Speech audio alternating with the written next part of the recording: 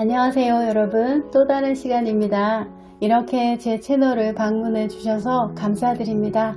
오늘은 메이저 아르카나 5번 교환 카드에 대해 살펴보겠습니다. 타로의 변천 과정도 함께 살펴보기 위해서 클래식 덱인 비스콘티 스포르자 덱과 마르쉐우 덱, 라이더 웨이트 덱, 유니버셜 웨이트 덱, 그리스 신화 타로 덱, 뉴비전 덱을 함께 비교하며 살펴보도록 하겠습니다. 이 카드는 현존하는 카드들 중 가장 오래된 카드라고 불리는 비스콘티 스포르자 덱입니다. 카드 속 교황의 모습은 나이가 든 노인의 모습으로 표현되어 있는데요. 교황을 나타내는 삼중간을 쓰고 오른손은 교황의 축복을 나타내는 손가락 모양을 하고 있으며 왼손에는 끝에 십자가가 달린 긴 홀을 들고 있어요.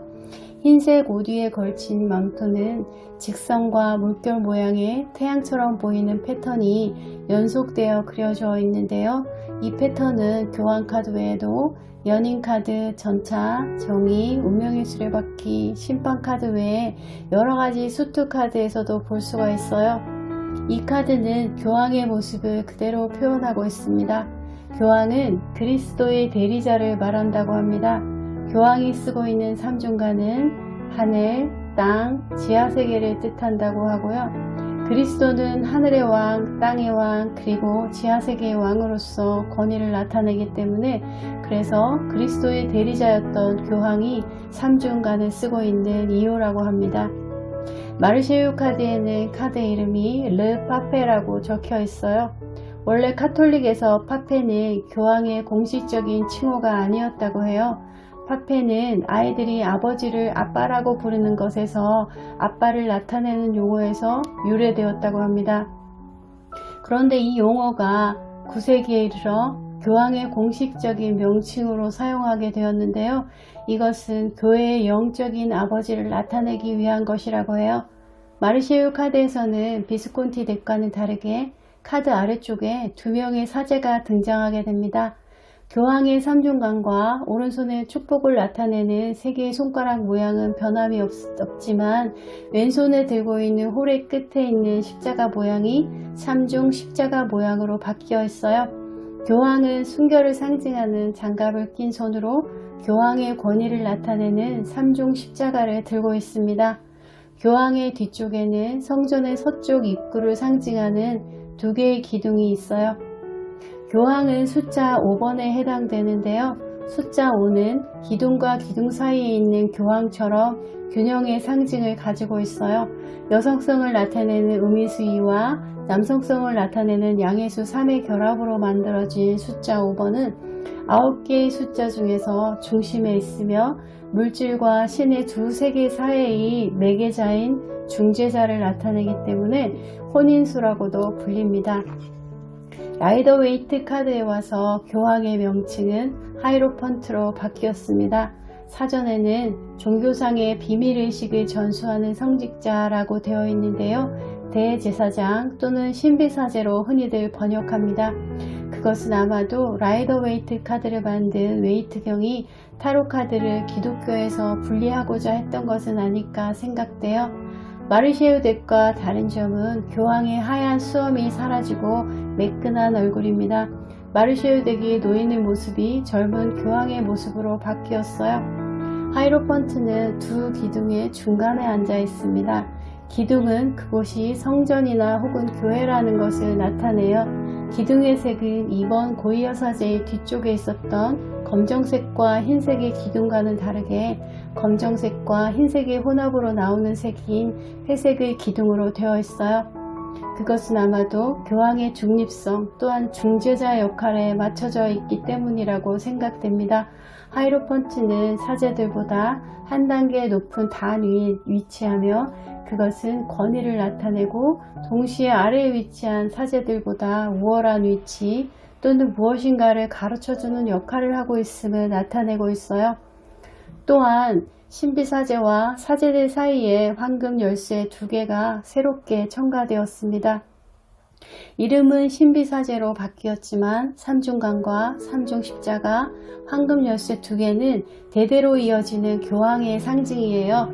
초대 교황이었던 베드로는 예수님께 천국의 열쇠 2개를 받았다고 합니다. 하나는 천상의 열쇠이고 다른 하나는 지상의 열쇠를 뜻한다고 하는데, 예수님은 베드로에게 비록 지상에 살지만 하늘나라를 위해 일할 것을 명하면서 황금 열쇠 2개를 주었다고 해요. 그때부터 대대로 내려오는 교황의 문장은 산중강과 천국의 열쇠로 이루어져 있고요. 이 두 상징물은 교황 문장은 물론이고 바티칸 국기와 교황청의 문장에도 그려져 있습니다. 유니버셜 웨이트 카드는 헨슨 로버트가 색연필로 다시 채색되어 발행된 카드로 라이더 웨이트보다 화사하고 색상이 선명합니다. 그리스 신화 타로 덱에서 5번 카드의 주인공은 키론입니다. 키론은 그리스 신화에서 위대한 치유가이며 사제나 영웅들의 지혜로운 스승이며 켄타우로스 쪽의 왕이라고 불리는 매우 지혜롭고 현명하며 훌륭한 스승입니다. 이미지 속 키론은 자신의 사원인 동굴 앞에서 머리에는 황금관을 쓰고 왼손에는 율법의 두루마리를 들고 오른손은 축복을 나타내는 손가락 모양을 하고 서 있어요. 그리스 신화 타로덱을 제작한 사람은 이 손가락 모양이 축복을 의미한다고 카드 해설서에 적고 있지만, 키론의 오른손을 자세히 살펴보면 교황이 평화를 상징하는 손가락 모양이 아니고 특정 록밴드가 사용했던 엄지손가락을 접은 염소의 뿔 모양을 하고 있어요. 수화에서 사용하는 I love you라고 하는 114인과는 엄지손가락 모양이 다릅니다. 무엇이 맞는지 저는 잘 모르겠지만 제가 막연히 생각하기에는 아마도 그것은 중세 카톨릭의 타락과 연관이 있는 것 같기도 하고요. 선과 악의 구분은 명확하게 규정짓지 못하기 때문이고, 선과 악의 뿌리는 결국 같다는 것을 의미하고 있는 것은 아닐까 하고 조심스럽게 제작자의 의도를 생각해 보았습니다. 뉴비전 덱의 5번 하이로펀트는 라이더 웨이트 카드의 180도 반대쪽 모습을 보여주고 있습니다. 교황의 뒤쪽으로 단단한 바위에 양 1마리와 황금 열쇠 2개가 교차하여 조각되어 있어요.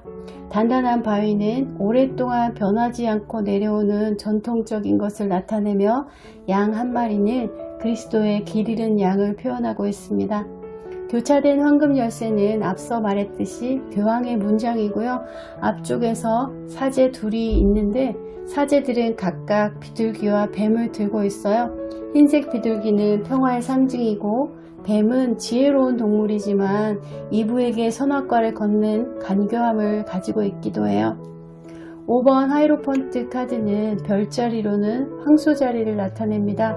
황소자리는 흑사인으로 안정을 추구하며 전통을 좋아하고 보수적이고 변화나 새로운 일에 적응하는 것을 좋아하지 않아요. 5번 카드를 성격 카드로 가진 사람들은 대체적으로 성품이 좋고 예의가 바르며 타인의 말을 잘 들어주는 포용력이 있습니다. 동정심과 연민이 깊어서 불쌍한 사람을 그냥 지나치지 못하고요. 전통과 규율을 좋아하고 변화나 새로운 일보다는 안정을 추구하며 보수적인 성향이 강하게 나타나는 원칙주의자들이 많습니다. 또한 이들은 뛰어난 언변술로 청중을 사로잡는 매력이 넘치는 사람들이 많은데요. 5번 교황 카드를 성격 카드로 가진 대표적인 인물 중 하나는 히틀러가 있습니다. 히틀러는 연설을 정말 잘했다고 해요. 그가 연설을 하면 바로 그의 추종자가 되기도 했다는 뛰어난 언변술을 가진 인물이었습니다. 다른 사람으로는 주크버그나 전지현, 김태일 등이 있으며 대중의 인기를 가지고 있는 연예인이나 신흥 종교나 사이비 종교의 교주의 이미지도 가지고 있는 듯해요. 하이로펀트 카드가 리딩에서 나온다면 기존의 규칙이나 규율 등의 절차를 따라야 할 필요성이 있음을 나타냅니다. 창의적이고 새로운 방식보다는 전통적으로 내려오는 기존의 관습이나 질서를 유지하는 것이 좋습니다. 예를 들어 금전 투자로 본다면 비트코인이나 펀드, 선물 같은 것보다는 적금이나 정기예금 또는 오래 묵혀놓을 수 있는 부동산 등이 좋겠죠. 하이로펀트는 관습적이고 영적인 신념을 구현하며 종종 종교에 관련된 인물로도 나옵니다. 이 카드는 전통적인 스승이나 멘토 또는 영적인 상담사와 같이 신뢰할 수 있는 인물이거나 또는 그런 인물에게 조언을 들어야 한다는 것을 이야기해 줍니다.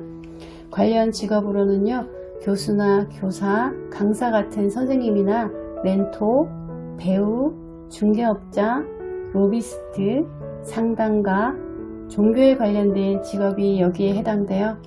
하이로펀트가 애정운에서 나온다면 지금 사귀고 있는 사람과 신뢰할 수 있는 온건한 관계를 유지하고 있다는 것을 나타내 줍니다. 하지만 또 다르게 생각해 보면 너무 온건해서 다소 지루하고 매너리즘에 빠진 관계이거나 권태기라고도 볼 수가 있어요. 아주 오래된 연인 사이 같은 그런 느낌이 들기도 합니다. 현재 솔로인 경우에 애정운을 보았는데 이 카드가 나왔다면 미팅이나 소개팅 등 누군가 주선해주는 만남에서 연인을 만나게 될 수도 있으므로 주변에 적극적으로 소개를 해줄 수 있는 사람에게 부탁해 보는 것도 좋습니다. 또는 우정에서 사랑으로 바뀔 수도 있으니 주변을 잘 살펴보기 바랍니다. 학업운에서 이 카드가 나온다면 혼자서 독학으로 공부하는 것보다는 선배나 선생님에게 도움을 받아서 공부를 한다면 더 좋은 성과가 있을 것이에요.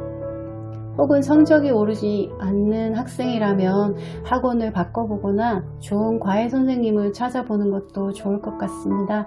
매매운에서 본다면 직거래보다는 부동산 중개사무소나 중고거래 사이트와 같이 중개 사이트 등을 이용하는 것이 좋을 것 같습니다. 하지만 인물이 앉아있는 카드로 보아 움직임이 없으므로 거래가 빨리 성사되지는 않을 것 같습니다.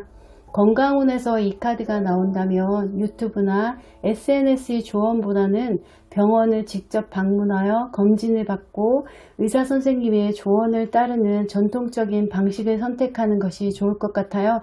때때로 한의원을 방문할 때도 나오기도 합니다.